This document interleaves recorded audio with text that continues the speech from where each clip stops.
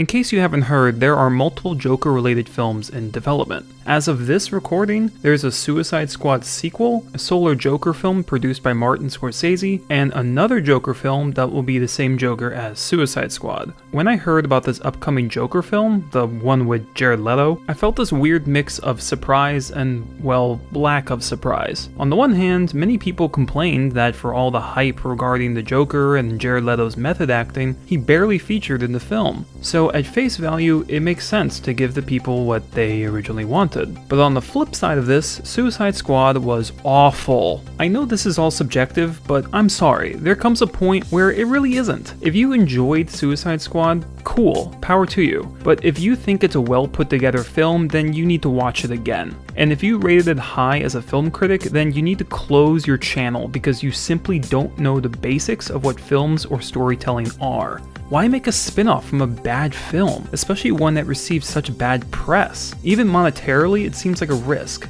On top of this, you're doing a spin-off from Leto's Joker, one of the worst interpretations of the character in history. Sure, the writing wasn't helping. I'm an idea. State of mind.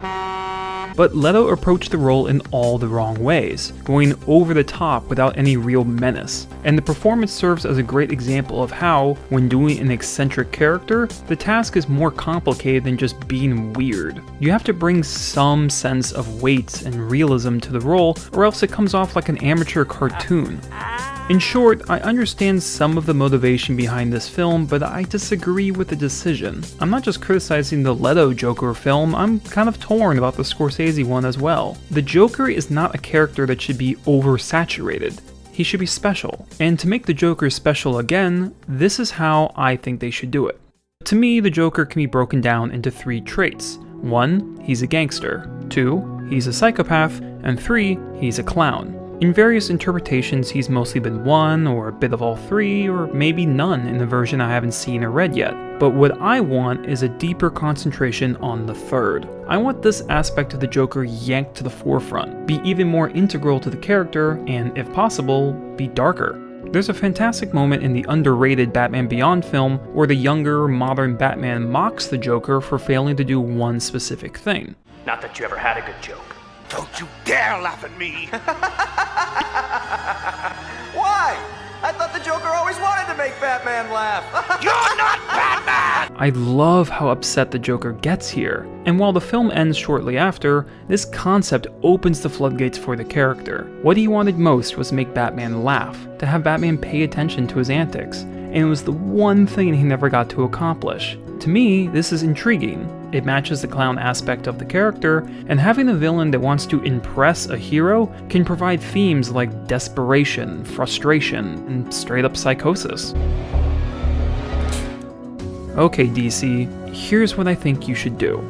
After these unnecessary films you're planning, wait a few years, make a new Batman film, and focus on the circus-like and absurdist aspects of the Joker. Visually, you could draw inspiration from steampunk, vaudeville, dapper fashion, stop-motion animation, Sander Cohen from BioShock, Ron English, René Magritte, Mark Ryden, Terry Gilliam, and Syriac.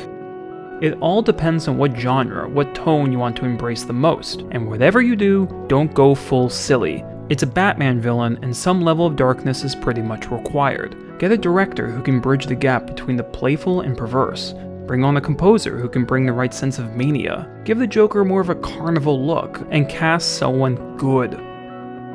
Bring on Harley Quinn too, and maybe recast that part with someone who can consistently do the accent. In terms of themes, delve into why the Joker needs validation from the Caped Crusader.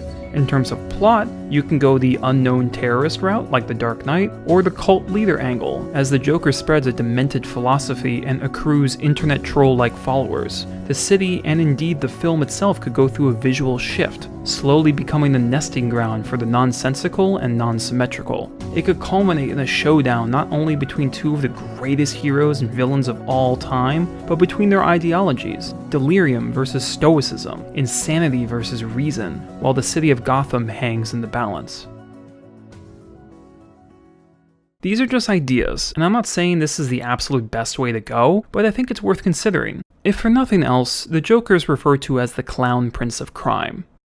I'd like to see him as a clown.